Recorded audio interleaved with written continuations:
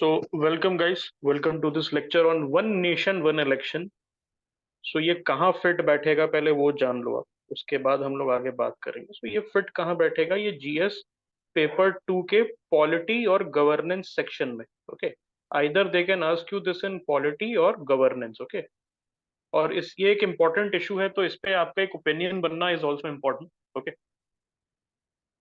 So let us see what is the context. किस context में हम ये one one nation one election की हम बात कर रहे हैं, उसके बाद हम लोग आगे बढ़ते हैं.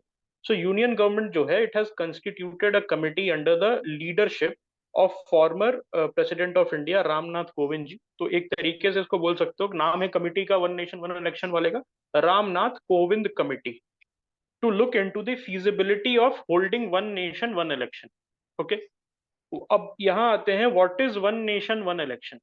So one nation, one election refers to the ideas of holding simultaneous poll. Okay, simultaneous poll for state assemblies and the Lok Sabha instead of separate and continuous election. तो बहुत सिंपल है ये कंसेप्ट समझने के लिए. अभी आप जैसे देखते हो तो बिहार में नहीं सॉरी, चलो यूपी में कर लेते हैं. तो 2017 में यूपी में इलेक्शंस हुए, 2019 में जनरल इलेक्शंस इंडिया में हुए, देन 2022 में अगेन यूपी में इलेक्शंस हुए. ओके, बंगाल में कुछ साल डेढ़ साल पहले इलेक्शन हुआ था. ओके, बिहार में नेक्स्ट ईयर होने वाला है इलेक्शन.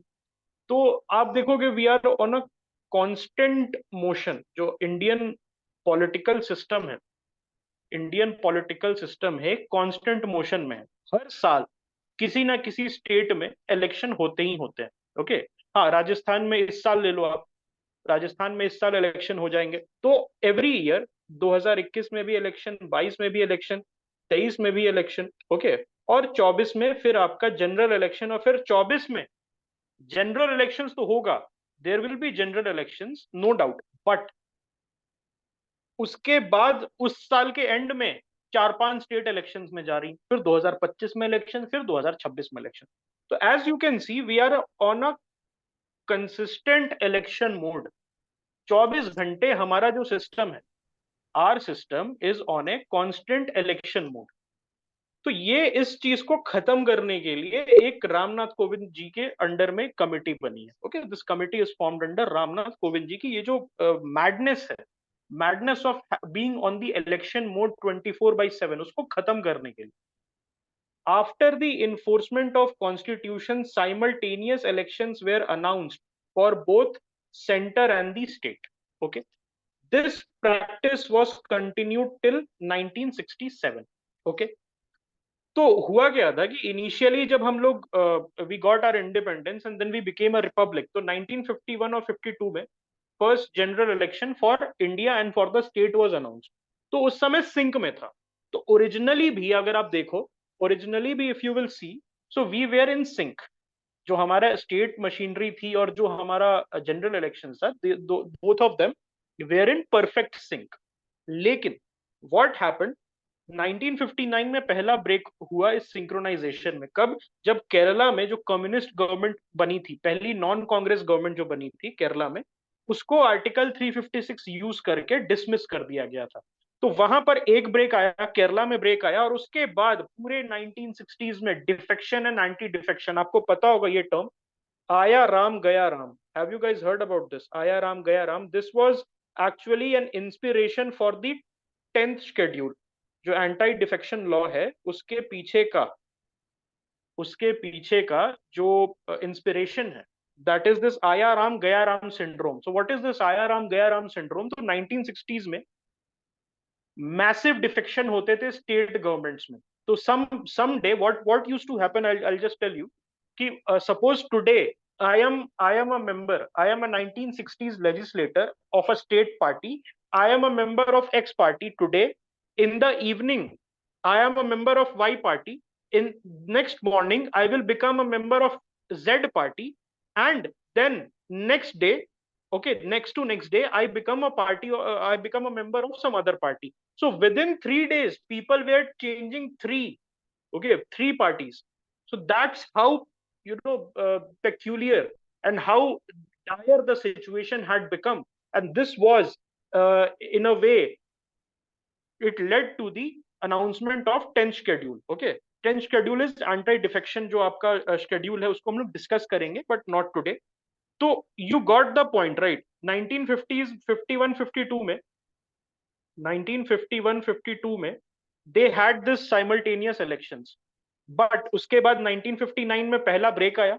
देन उसके बाद 60s में पूरा डिफेक्शन से वो डिकेड भरा रहा। And after that what happened, going into the 1970s, जो इलेक्शन का सिंक्रोनाइजेशन था, इलेक्शन टाइमिंग का, दैट ब्रोक अप। और अभी तक वो उसका जो साइड इफेक्ट्स है हम देख रहे हैं, because every year one state is going into election and every 5 year one the central government is going into election, there is a general election. Now let us look into the precedents. Precedents क्या होता है कि पहले कभी बात हुई है क्या? 1970s में तो जो बॉडी क्लॉक है इंडियन पॉलिटिकल सिस्टम का, ये जो बॉडी क्लॉक है वो तो टूट गया। लेकिन उसके पहले क्या, आज के पहले, रामनाथ कोविंद कमिटी के पहले क्या कभी किसी प्रीसिडेंट की बात हुई है? We have to look into this.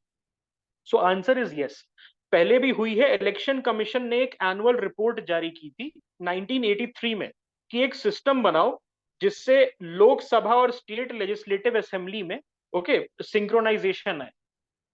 Then justice BP Jeevan Reddy law commission अपने 170th रिपोर्ट में कहता है, मई 1999, that we must go back to the situation of 1951-52, जो इनिशियल सिचुएशन था जहां पर दोनों स्टेट और सेंटर पे इलेक्शन साथ साथ हो रहे थे, तो वहां पर जाना। तो this you have to quote. GS2 में आंसर लिखोगे तो यही आंसर आपका काउंट होगा। Okay, because this is a specialist view. Okay, this is a specialist view. Then 79th report of the parliamentary standing committee 2015 में okay also favored the idea, which was in turn reiterated by the NITI Aayog in its 2017 paper. तो हमारे पास चार precedents है before the Ramnath Kovind committee. चार precedents है। 1983 election commission का report, then BP Jeevan Reddy law commission 170th report 1999, then 79th parliamentary standing committee 2015, and finally NITI Aayog white paper. White paper बोलते हैं इसको, जहां पर आइडिया सबसे पहले फ्लोट किया जाता है कि okay we can do like this. तो ये चीज हुई थी। उसके चार प्रेसिडेंट्स एंड फाइनली 2023 में क्या हुआ, Ramnath Kovind committee was formed to look into the idea of one nation one election. Repeat the specialist view, ये है आपका specialist view. The law commission, okay, which is again established by the president, Justice BP Jeevan Reddy, okay, Justice BP Jeevan Reddy का law commission 170th report. This is the specialist view that we must go back to the arrangement that was in focus, that was in operation in 1951-52. अब हम देखते हैं what are the positives, इसके क्या क्या positives हैं। So सबसे पहले it would reduce the massive expenditure. So we are every year when the state goes to election, तो it spend anywhere 300 to 1000 crore rupees, and this is in white. This is in white, मतलब जो सामने से दिख रहा है उसके दारू मुर्गा biryani, okay, for alcohol, for biryani, to buy the votes, to give it to PR companies, to sign contract with influencers, all of them, okay, all of them, it exceeds billions of dollars. Okay, अब यहाँ पर एक आप you get this philosophy. Suppose if I am spending, okay, just listen to me very carefully. If I am spending, suppose as an MLA candidate, I am a MLA candidate and I'm spending 50 crore rupees to win from my constituency. Would my attitude would be to serve people? Will my attitude be to serve people if I am spending 50 crore of my own money? The answer is no. If I am spending 50 crores, I will expect that I get at least 2 times or 3 times return. मेरे 50 करोड़ मुझे 150 करोड़ में बन के मिलने चाहिए. So you had this incident in Bombay, in Mumbai, where this legislator who was also a minister, he had directed that all the pubs and bars will give him hafta money, and this is not only limited to Mumbai. This is limited to every part of the country, where you have to, if you are operating a business, you have to give some or the other kind of hafta. Okay. To this thing. No, not him. He was a from an other party, not that guy. Okay. So this is why, because if you are spending so much on elections, okay, and there is no accountability in that, so obviously you are going to look for ways to recoup your investment and make a profit on that. So that is one of the issues that the Indian political system, the Indian electoral system is facing. Moving forward, Election Commission had pegged the expenditure for simultaneous election at 4,500 crores, and that was in 2000. I think 2015 or 16. So this might have increased slightly, may have gone to up, say 5,500 crores, but still it is relatively cheap. And how much it is? So this comes to around $500 million approximately. Okay, 500-600 million dollars. This is way cheaper than what the arrangement we have today. Okay, because every year thousands and thousands and thousands of crores are spent, okay, are spent by state level political parties, by national level political parties, because one or the other state is going into election mode. Now listen to me very carefully. I'm going to make a very important point. So this is what you can calculate. This is a tangible expense. Okay, this is a tangible expense. But there are also intangible expense that you cannot count. And what are those? Those are called the populist measures. Those are called what? Those are called populist measures. So suppose I'll give you an example. Suppose 2025, two states are going into election. Two important states are going into election. Whoever is at the center, the government, they are going to announce a slew of populist measures to calm the tension from the center. मतलब centre level से, जैसे अपने level पे try करेंगे कि उनकी party जीत जाए, तो वो कैसे ट्राई करेंगे? बेमतलब के हाईवे प्रोजेक्ट्स उस स्टेट के लिए, बेमतलब के टूरिस्ट प्रोजेक्ट्स, बेमतलब के पॉपुलिस्ट प्रोजेक्ट, जैसे 10,000 रुपए दे देंगे सारे अनएम्प्लॉयड को, 25,000 रुपए दे देंगे सारे हुएवर आर इज अनमैरिड, उसको हम इतना पैसा दे देंगे, because ultimately you are 24/7, okay, 24/7 you are on election mode. तो आप पॉपुलिस्ट मेजर्स लोगे, और वो कहां से पैसा आता है? वो एक्सचेकर का, टैक्स पेयर्स का पैसा रहता है, which gets wasted. Suppose if Maharashtra is going into election mode, so that year Maharashtra will get 20-30 highway projects which may or may not be needed. So this is the intangible expense that we are talking about. Okay. Yes. ठीक है.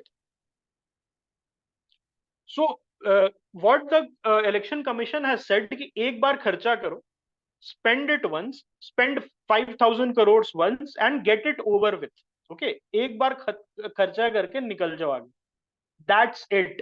अब हर साल आता है, हर साल you are going into election mode, हर साल you are doing things, doing populist measures, तो उसका impact एक्सचेकर पे भी पड़ता है. अब यहाँ पर एक मैंने आप लोगों को, the people who were in the earlier batches, the economics का जो batches में थे आप लोग, एक मैंने बात बताई थी that the more you will spend on revenue expenditure, the more you are going to spend on revenue expenditure, the less you will have for capital expenditure. And capital expenditure अगर हो भी रहा है, suppose some highway project is there, some kind of redevelopment project is there, it is not feasible, मतलब उसकी जरूरत नहीं है.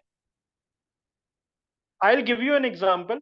जब इलेक्शंस आ रहे थे दिल्ली एमसीडी के, मैं आई लिव इन दिल्ली, तो दिल्ली एमसीडी के इलेक्शंस आ रहे थे, तो I live in a relatively posh area, थोड़ा पॉश एरिया है वो.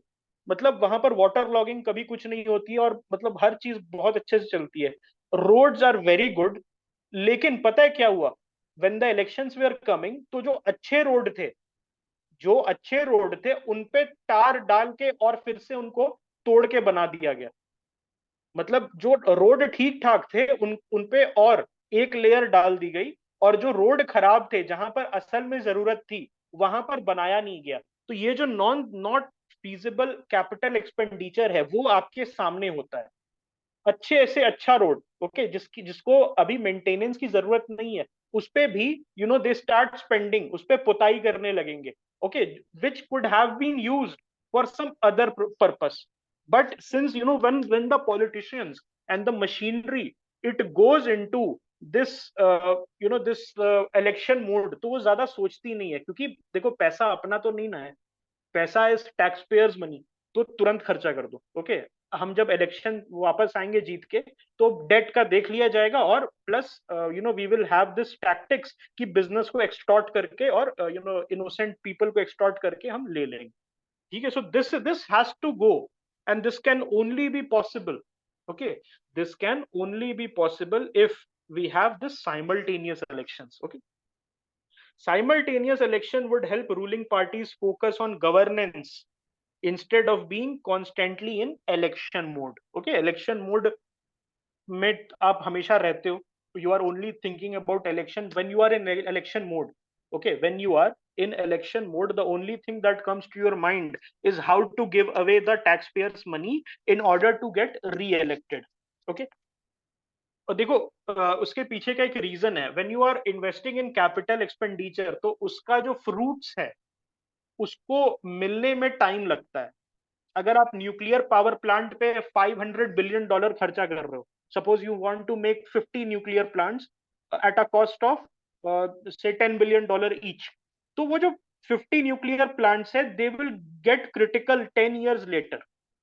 जो 50 न्यूक्लियर प्लांट है वो 10 years लेटर, तो वो तुरंत आपको इलेक्शन नहीं जितवाएगा, ओके। जो रोड अगर हाईवे बनवा रहे हो आप, सपोज एक हाईवे का प्रोग्राम बना रहे हो, तो that will yield results very late. लेकिन अगर मैं बोल दूं कि प्रधानमंत्री इंसेल योजना, सारे इंसेल्स को मे बी 50,000 रुपया प्रति माह मिलेगा, तो तुरंत आप मुझे दे दोगे, ठीक है। हाँ, प्रधानमंत्री, सपोज प्रधानमंत्री इस टाइप का कोई भी योजना लगा लो, बैचलर हुड योजना, ठीक है, मतलब नॉन सेंसिकल, 50,000 रुपए सबको मिलेगा, तो वो तुरंत, okay. If you are in election mode आपका दिमाग वहीं जाएगा। So you have to think about this.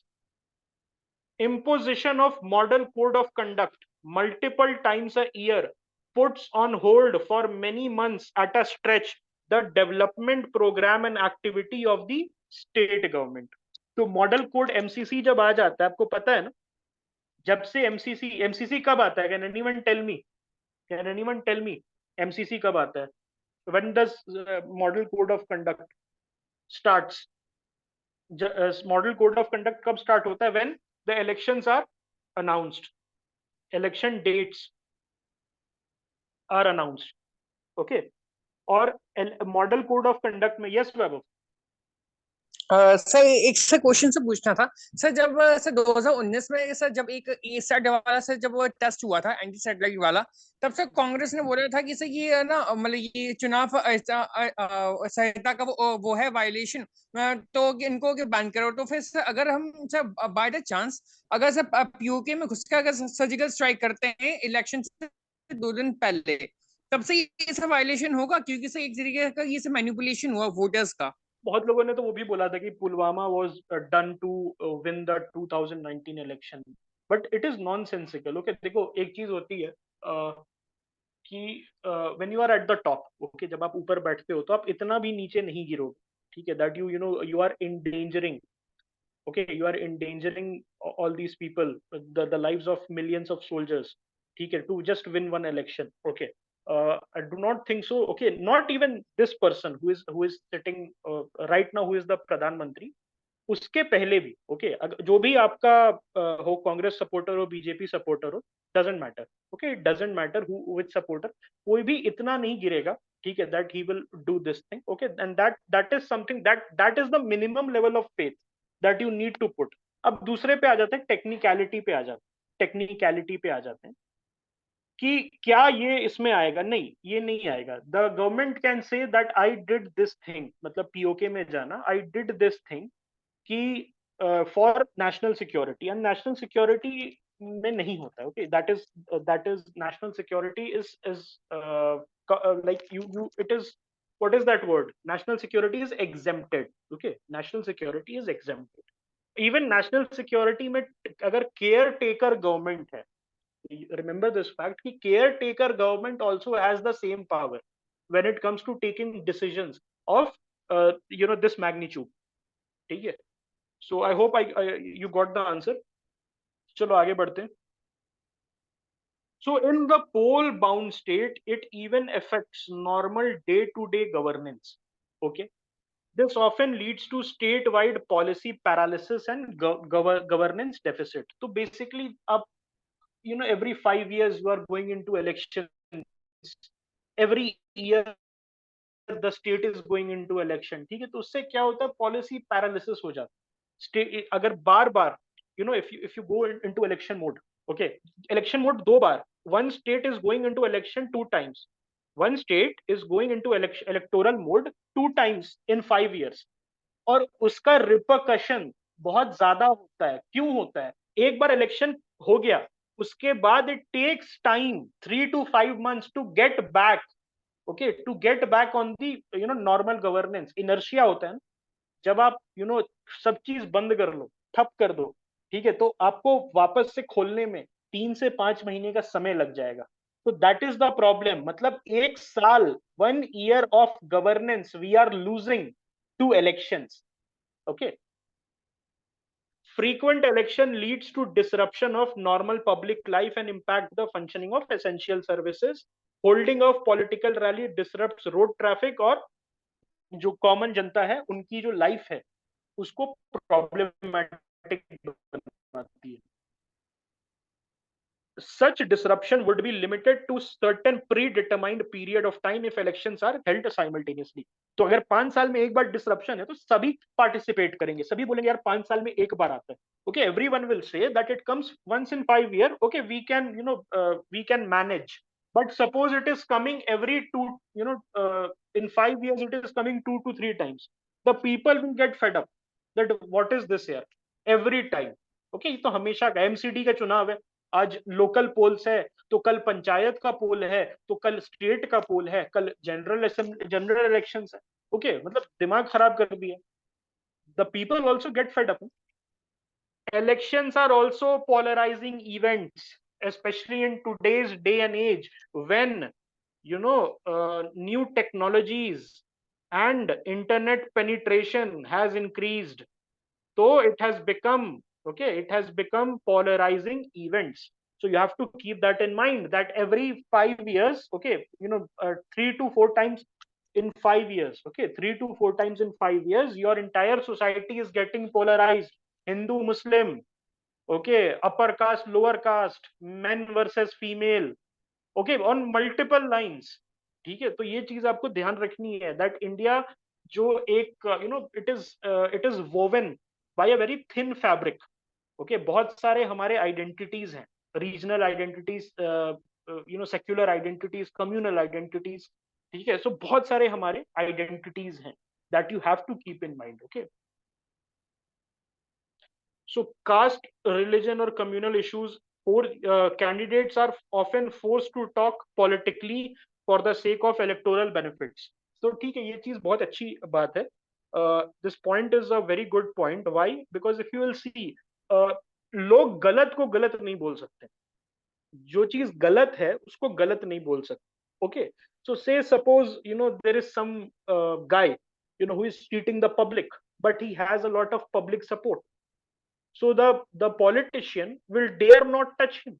Okay, the politician will dare not touch him, and this happens. Okay, this happens. That's why if you go to the police community, जब आप police community में आप जाओगे तो you will realize कि कितने calls आएंगे आपको from the upper establishment telling you, okay, to go soft on certain people because they hold, okay, the people's mandate. Okay, मतलब rapist, gangsters, mafias, all they need is, you know, support of some 10-15,000 people, and they can go scot free. All right. Lastly, simultaneous election would free crucial manpower. This is very important. Your CAPF, okay, CAPF वाले जो हैं, state police वाले, उनको election duty दे दी जाती है. उसके वजह से हमारे जो नेशनल सिक्योरिटी और स्टेट सिक्योरिटी है उसमें गैप्स आ जाते हैं. टीचर्स को, वेरी गुड, टीचर्स को, ओके, अभी I think there was this news in Uttar Pradesh that a teacher, okay, and teacher was not feeling well and he requested that please do not send me to election duty, but you know, his pleas were not heard and he died of heart attack. Okay, and he died of heart attack during the election process while he was, you know, counting, he was manning the booth. So इस type की चीजें बहुत होती हैं. Teachers हो गया, आपका DM, SP, important positions, okay, they are requisitioned for election purpose. Negatives पे आ जाते हैं. Now come to negatives. What are the negatives of this thing? Operational feasibility. Simultaneous elections are almost nearly impossible to implement, as it would mean arbitrarily curtailing or extending the term of existing legislature. तो यहां पर एक बात आ जाती है, simultaneous election करोगे कैसे? या तो आप 2024 में इलेक्शन करो और जो स्टेट गवर्नमेंट्स हैं जिनका इलेक्शन 2027 में ड्यू है, जिनका इलेक्शन 2025 में ड्यू है, जिनका इलेक्शन 2026 में ड्यू है, उनको बोलो that okay we are going to cut short, okay we are going to cut short your tenure. या जो अभी की जो अभी का जो गवर्नमेंट है, मतलब जो सेंट्रल लेवल पे है, plus the state government which are going into election in 2024, उनको एक्सटेंड करो 1 साल की, तब जाके सिंक होगा. यहां पर क्या रिकमेंडेशन दिया गया है? It was given in the NITI Aayog report. NITI Aayog का क्या रिकमेंडेशन है कि 2 फेज में कराओ इलेक्शंस. जैसे 2024 में जो 2025 के अर्ली 25 वाले और लेट 24 वाले, ओके, लेट 24 वाले और अर्ली 25 वाले स्टेट्स हैं, उनका 24 में करा दो. प्लस जो सेकंड फेज है उसमें 2026 में जो 27 वाले स्टेट्स हैं और 25 वाले, लेट 25 वाले स्टेट्स हैं, उनका एक साथ करा दो, और प्लस जो 26 वाले हैं उनका है. ये समझ में आया? Were you guys able to grasp this recommendation of NITI Aayog? नहीं समझ में आया? Okay, I'll again repeat it.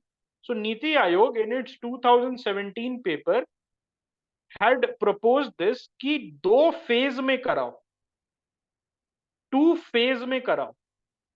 अब कैसे होगा? First, in the first phase in 2024 we go ahead with the general election, जिसमें मोदी जी वर्सेस इंडिया, जो इनका इंडिया अलायंस है, उनका इलेक्शन होगा. Plus the states which would go into election in late 2024, उनका जो टर्म है उसको 6 महीने से कम कर दो. जो स्टेट्स हैं जो जाएंगे 2024 में इलेक्शन पे, उनका टर्म 2000 उससे कम कर दो. Plus, there are certain states like Odisha which would have simultaneous elections anyway. तो ओडिशा के केस में ऐसे भी उनका जो इलेक्शन है वो 2024 में ही होना है विद द जनरल इलेक्शन. तो ये सारे स्टेट एक साथ मिलके आ जाएंगे. कौन कौन से स्टेट? एक तो जनरल इलेक्शन जहां पर आपका एनडीए वर्सेस यूपीए होगा. Then 2024 in 2024, or the states which would have gone into election in the later part of 2024, they would have their term curtailed by 6 months and they would have election with the general elections. Okay, and finally, the states which would have anyways been gone to election with the central government, okay, they would have that. So this is for first phase, and then in the second phase we would wait till 2026, and in 2026 all the states which would have gone to election in 2025, they would have their term extended by 1 year, and they would go into election in 2026. Then the states which would have gone into election in 2027, they would have their term curtailed by 1 year, and they would come to 2026, and then जो 2026 वाले हैं उनमें तो होगा ही. अब समझ में आया. And that's how you are going to synchronize it in the long run. उसके बाद फिर एक जो डेट पकड़ा जाएगा फाइनली मे बी हो सकता है 2031 या 32 में, जहां पर सारे स्टेट्स एक साथ मिलके आ जाएं. ओके, मे बी 2030 ऑल्सो, और सारे स्टेट एक साथ मिलके आ जाएं, and finally one nation one election. Have you got this? Anyone who has not got this recommendation? Okay, I'll move forward then with the assumption कि समझ आ गया सभी को.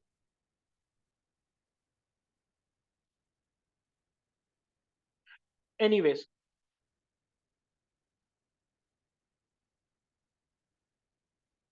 ये सेम चीज लॉ कमीशन ने भी बोला है. ओके, लॉ कमीशन ने भी सेम चीज बोला है कि 2 फेज में करो और स्टेट्स को क्लब कर दो. ओके, स्टेट्स को क्लब कर दो 2 फेज में, उसी तरीके से. Then deployment of security forces and official in 7 lakh polling stations located in wide varying geographic and climate condition all at the same time is going to be extremely difficult. और ये जो है अचानक से, suppose we have this one nation one election. Yes, I will talk about the constitutional amendment. One nation one election, if it would happen, it would be a massive exercise, a very big exercise. Okay, this is going to be a very big exercise. हाँ, एक ही year में एक ही साथ. Okay, एक ही year में एक ही साथ simultaneous election का मतलब.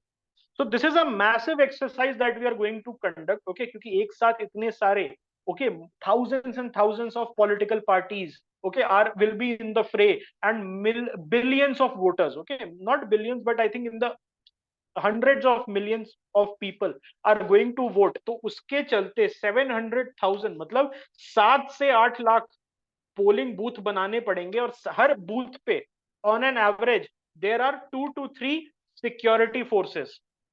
तो उतने सिक्योरिटी फोर्सेस को रिक्विजिशन करना, ओके, रिक्विजिशन करके और उनको इलेक्शन ड्यूटी देना, this would be very difficult, and at the same time this would be detrimental to national security.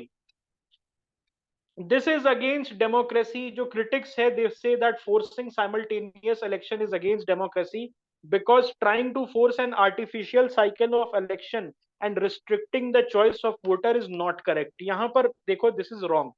Why this is wrong? And this has been proven wrong by the voters of India. And how? I'll tell you one example. The best example against this argument is Odisha. And what is that?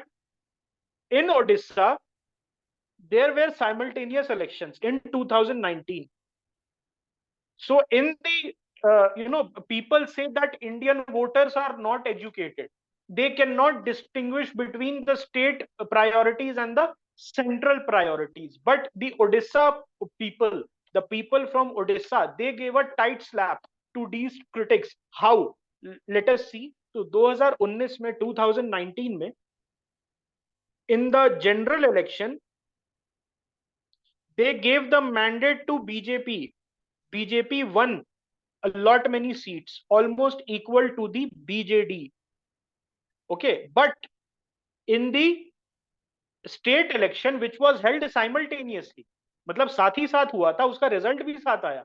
In the state election, they gave sweeping victory to the BJD. मतलब same voter, and they went to vote on the same day to 2 different people in 2 different elections with 2 different priorities. In one election, they voted BJP and they gave it 11-12 seats. And in the same room, just machine साथ साथ रखा हुआ था, एक state के लिए और एक आपका सेंटर के लिए. उसी सेम वोटर ने स्टेट वाले में बीजेडी का दबाया, दैट इज बीजू जनता दल. तो आप देख रहे हो, the voter, the voter is intelligent enough to distinguish between what is his national aspiration and what is his or her state aspiration. Okay, so you can write this, actually you can write this case study, and this is going to fetch you fantastic marks. Case study कैसे लिखते हैं, अगर जो people who are writing the test series वगैरह, so जैसे page है आपका, तो generally you substitute conclusion with case study. Okay, sorry you substitute case study to conclusion. मतलब कंक्लूजन अगर लिख रहे हो, उसके जगह सिर्फ ऐसे केस स्टडी कर दो, स्पेस बचेगा तो, और यहां पर लिख दो.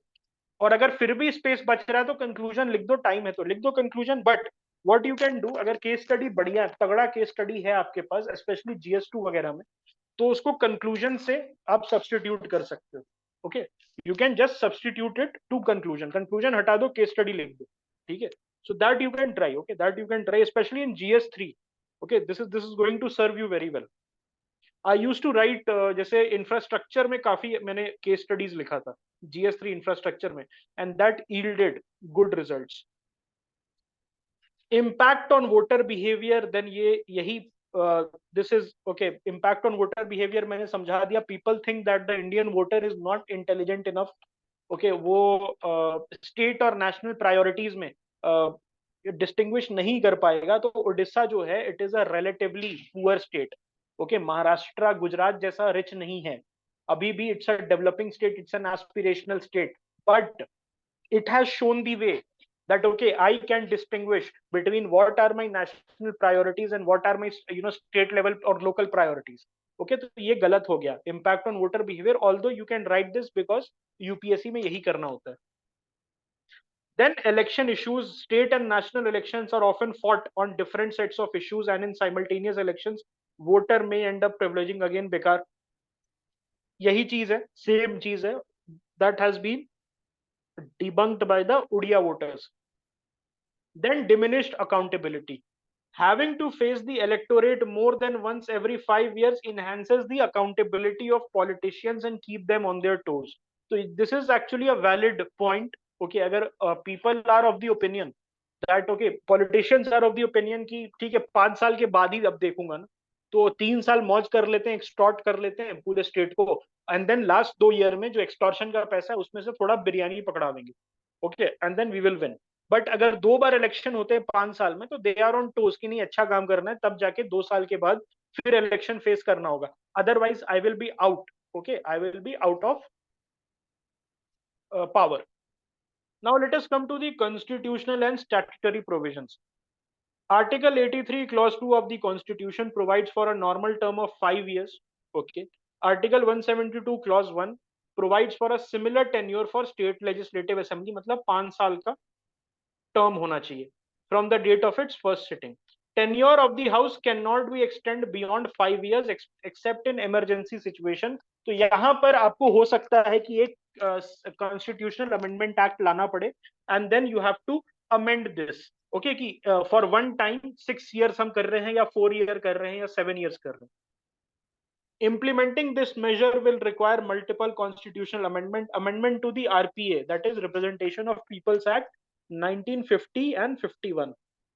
1950 वोटर लिस्ट के बारे में बताता है और who can be a voter, और 1951 बताता है आपका हु कैन बी अ legislator and can what are the disqualification, what are the qualification. तो ये 1951 बताता है. तो याद रखना, दो there are 2 RPAs. Representation of peoples act 2 है, 1950 and 1951. 1950 is about who can be a voter, voter list कैसे बनाना है, and 1951 is for who can be a legislator. Legislator का qualification क्या है, and what are the disqualification. Can anyone tell me which schedule of the 1951 act deals with this?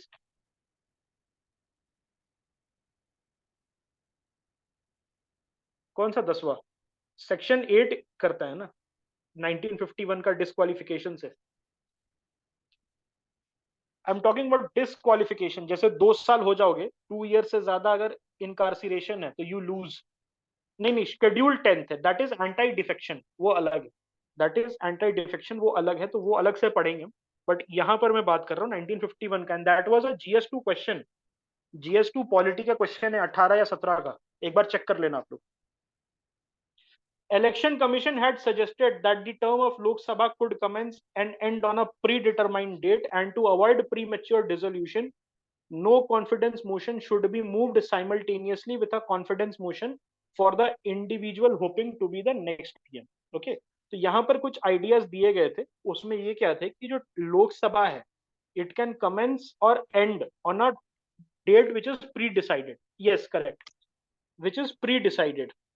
And to avoid premature dissolution, मतलब वक्त से पहले, suppose जैसे क्या बोल रहा है समझो यहां पर, suppose you want simultaneous election in 2026, okay, and यहां से लेके 2021 से लेके एंड यू आर होपिंग कि 2026 में हाइपोथेटिकल सिचुएशन है, जो आपका सेंट्रल गवर्नमेंट है उसका नॉर्मल टर्म होगा, और वहां पर आप फोकस कर रहे हो कि सारे स्टेट्स को एक साथ ले आएंगे 2026 में, ओके, सारे स्टेट्स को 2026 में ले आएंगे और हमारा वन नेशन वन पोल होगा। लेकिन इसमें एक खतरा है, एंड वो खतरा क्या है कि 2021 से 26 के बीच में अगर सेंट्रल गवर्नमेंट, ओके, जो गवर्नमेंट एट दी सेंटर है वो खुद नो कॉन्फिडेंस मोशन का शिकार हो जाए,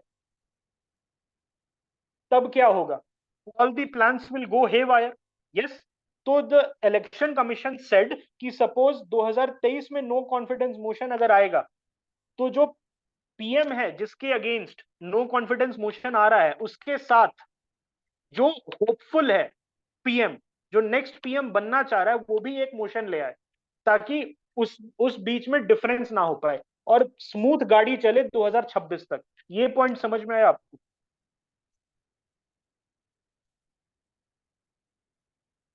yes, if the house is still dissolved, the president can run the government for the rest of the term। मतलब मान लो कि फिर भी अगर डिसॉल्व हो जाता है तो president can run the term, or if that period is long, fresh election can be held for a house that would last only for the remaining length of time। तो ये कहीं होता है क्या इस टाइप की चीज कि only limit remaining length of time तक? मान लो कि अभी इलेक्शंस हुए 2023 में, वेरी गुड यार, एक्सीलेंट भाई, तुम बड़े तेज हो यार, टू बी वेरी ऑनेस्ट, बहुत तेज हो तुम। Okay, yes, correct, on the lower level, ठीक है, पंचायत लेवल पे ये चीज होता है। नहीं, मैं आई एम सीरियस, बड़ा तेज लड़का है, in anthropology as well, anthropology class में मतलब सबसे फोर फ्रंट पे रहता है बंदा, एक्सीलेंट। चलो एनीवेज, आगे चलते हैं। Assemblies as a one-time measure can be extended or curtailed to align their election with the Lok Sabha cycle। Okay, Lok Sabha cycle के साथ एक बार, ऑलराइट, वन टाइम एक बार कर सकती है, सारे स्टेट्स को मना सकते हैं कि आप एक साल एक्सटेंड कर लो या एक आध साल आप कम कर लो। Recommendation of the law commission working paper 2018 क्या है? Simultaneous election may be restored through an amendment of the Constitution, RPA 1951, and rules of procedure of Lok Sabha and State Legislative Assembly. A definition may be added to Section 2 of 1951 Act. Okay. The no confidence motion may be replaced with a constructive vote of no confidence through amendments in Lok Sabha and State Assembly rules of business. So no confidence is actually a threat. Okay, there is a danger कि no confidence use करके जो planned sinking है, okay, जो sink SYNC वाला sink, planned sink करना है, उस पे अटैक हो सकता है। तो उसके लिए भी there must be some kind of buffer, ये चाह रहे हैं। Anti-defection law may be suitably diluted for the time being to prevent stalemate in case of a hung assembly। उसके बाद एक बार जब वन नेशन वन इलेक्शन हो जाए, उसके बाद आप वापस से स्ट्रेंथन कर देना एंटी डिफेक्शन को, लेकिन अभी थोड़ा सा कम कर दो, डाइल्यूट कर दो एंटी डिफेक्शन, ताकि इलेक्शन की जरूरत ना पड़े because of defection. And defection से क्या होता है? डिस्क्वालिफिकेशन। डिस्क्वालिफिकेशन किसके हाथ में? who has the due to anti defection, who has the power to adjudge on this thing? The speaker of the house. And is it subject to judicial review? Speaker of the house decides, yes, it is obviously subject to judicial review of the Supreme Court।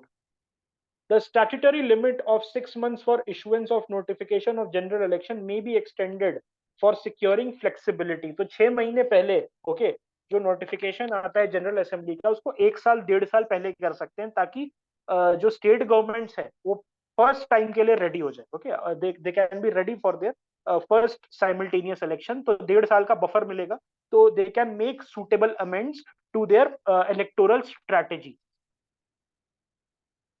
What are the experience of other countries? Let us see. South Africa में election to national as well as provincial legislature are held simultaneously for 5 years और municipal election 2 साल के बाद होता है. Municipal election में उतना कुछ इशू होता नहीं है, कोई वोट देने भी जाता भी नहीं. To be very honest, okay, this is actually nothing to brag about. This is actually very बहुत बड़ा इशू है कि म्यूनिसिपल इलेक्शंस में पीपल वोट करने नहीं जाते. अगर आप ये रोते हो, listen to me very carefully, अगर रोते हो आप कि रोड नहीं है, कचरा होता है और मुझे तो बस रोड अच्छे चाहिए, कचरा ठीक हो जाए और पानी ठीक से नहीं आता है, then focus on then focus on this thing, municipal election. Modi ji आके घर पे आपका नल का ठीक करके नहीं जाएंगे. ओके एक बहुत अच्छा एक आर्टिकल मैंने पढ़ा था, आई थिंक हिंदू या इंडियन एक्सप्रेस में पढ़ा था, उसमें बोला that it is a tragedy, it is a very big tragedy in India that mayor elections are not taken seriously.